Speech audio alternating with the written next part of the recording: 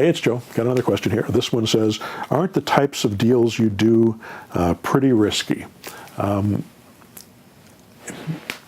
No. Not really.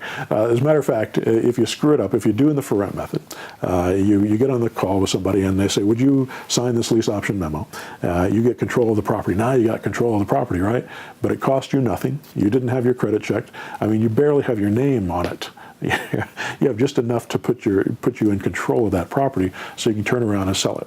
So you go out and you try to find a seller. Let's say you screwed it up and you get permission to put a sign in the yard, or they wanted $1,500 a month and it's only worth $1,000 a month on the rental. It's not going to sell. So now you have the potential of losing that deal. So you've got this time that you put into it that you're going to lose. But you're not going to lose anything else. All you do is give it back to the seller, or better yet, go back to the seller and say, look, it needs to be $1,000 a month. Let's get it down there, and if you can get them to come back down, then you have the chance of making the money. But if they don't want to sell it, they're the ones that are making the monthly payment. They're the ones that have the pain, not you. So that type of deal is not risky at all. If you take a property that's subject to, that has a little bit more risk for you because you're taking on somebody else's mortgage. Now, you're not qualifying for that mortgage. You're not going on the loan for that mortgage. Your name is on the deed, but if you stop making the payments on it, then you're not going to damage your credit. You are going to damage your reputation. So you want to make sure that if you're going to take a property, that you're going to be able to maintain it, that you're going to be able to keep tenants in there or lease option tenants in there, and that you're going to be able to take any negative cash flow that might come from it. If the taxes go up, if you have unforeseen circumstances and the house burns down, or you got to make sure you're insured properly, you have to have those types of things. So that risk does go up. But that's true with any rental property.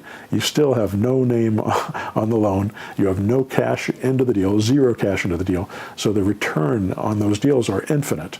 And if you set up the subject twos the way that I do, in your documentation it says, if this becomes unviable as an investment, I may give it back to you.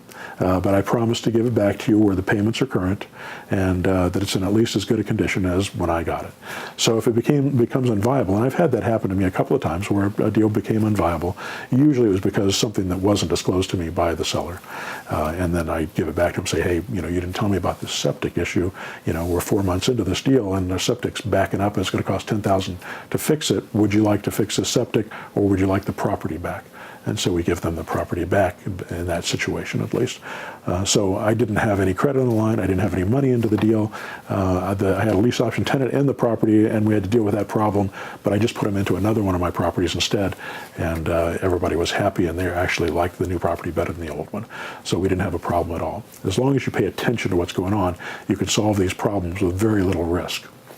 If you go into these deals without trying to screw anybody, and you actually try to solve the problem for people, the likelihood is that people will like you and they'll trust you and they'll work with you. And if you make a mistake and you apologize for it, most of the time they'll be okay with that. I mean, you don't want to make mistakes. But I still make mistakes every once in a while, and it's humiliating. And I hate it when it happens. But I go back to the people that I'm working with that might have lost some money and say, here's what happened. I'm very sorry it happened. Where do you want to go from here? And is there something I can do to help you make it right?